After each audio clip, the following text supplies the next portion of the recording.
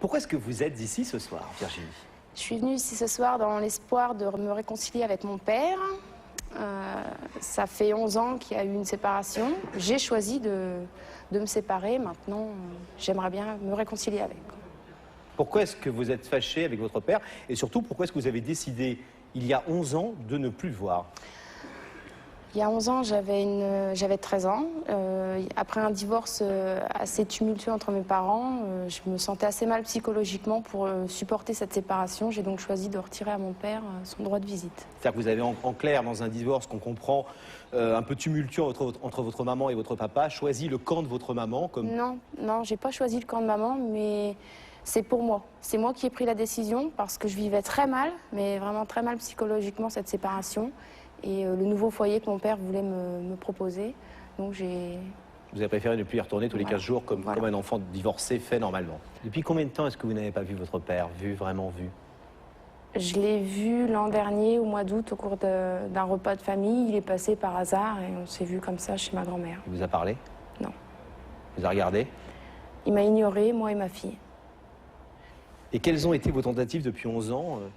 11 ans peut-être pas, parce que j'imagine quand vous étiez enfant, adolescente, vous avez continué dans votre persévérance de ne pas vouloir lui parler, mais quand vous avez commencé à changer d'attitude vis-à-vis de lui, en vous disant que je fais peut-être une erreur de ne pas contacter mon père, en fait, je m'en suis rendu compte quand j'attendais ma fille, ma première fille. Il se passe beaucoup de choses, on se met beaucoup en question, on se remet en question. Et là, je me suis rendu compte qu'il y a trop de temps qui passait et qu'il fallait mettre un terme à cette séparation, parce que finalement, mon père et ma mère ont fait chacun leur vie de leur côté. Moi, j'étais en plein milieu, je ne comprends pas pourquoi ils s'acharnent à pas vouloir de moi, quoi. Je ne sais pas pourquoi.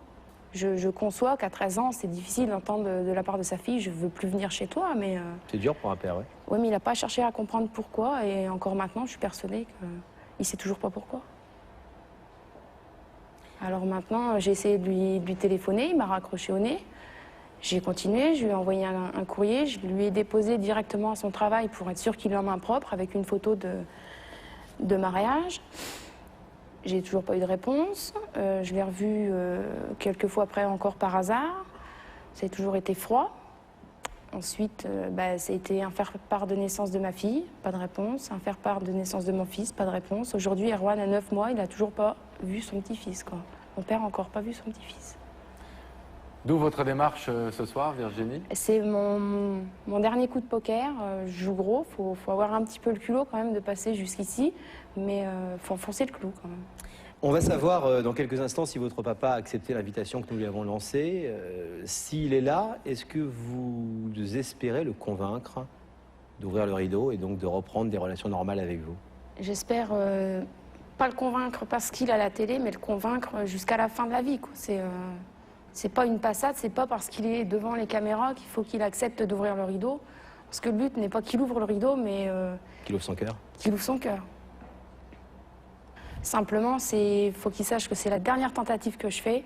S'il m'ouvre pas son cœur, je veux qu'il officialise son reniement.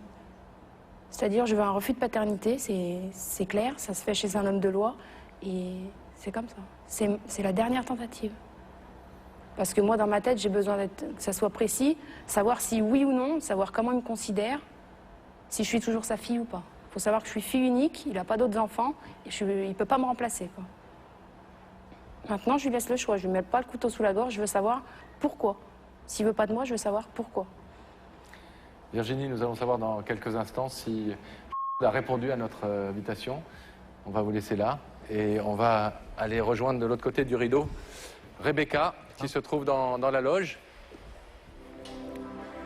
Nous allons demander à Gabriel Coteau de rétablir la relation avec Rebecca.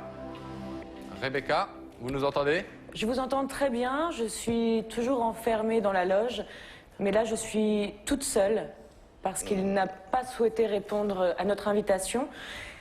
Nous avons été l'inviter sans lui dire pourquoi il était invité, mais il a refusé de venir. Il a refusé de venir. On a essayé de le contacter par téléphone. Je pense que nos équipes ont dû faire le maximum.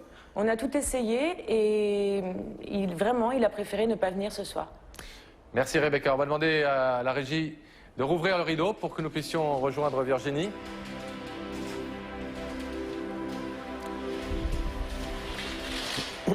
Virginie, on est sincèrement désolé parce que votre démarche nous avait beaucoup touchés, ainsi que toute l'équipe qui travaille avec nous.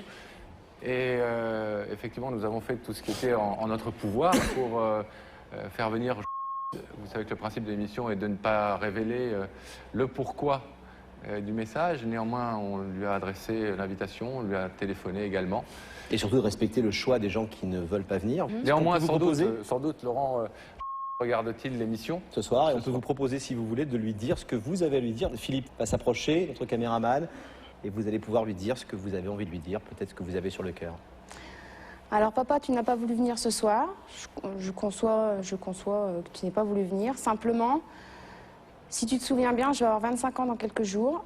Si tu veux m'offrir un très beau cadeau, je te demande de m'appeler pour la réconciliation, ou au moins me dire pourquoi tu m'acceptes plus, pourquoi tu veux plus me voir. Et puis j'espère que tu auras un message positif à me donner. Maintenant, à toi de faire le vide dans ta tête et d'ouvrir ton cœur et de me donner une réponse. Merci Virginie. Et nous espérons que tu auras reçu ce message ce soir. On rappelle, Virginie, que vous avez 2 enfants, que vous avez reconstitué une famille, que vous avez un mari. On vous souhaite donc quand même tout le bonheur. On est sûr que vous allez le trouver, vous avez les yeux pour en tout cas. Tout le bonheur et toute la détermination que vous avez montré ce soir dans votre vie de femme et dans votre vie de maman. Merci d'avoir été notre invité. Merci. Merci Virginie.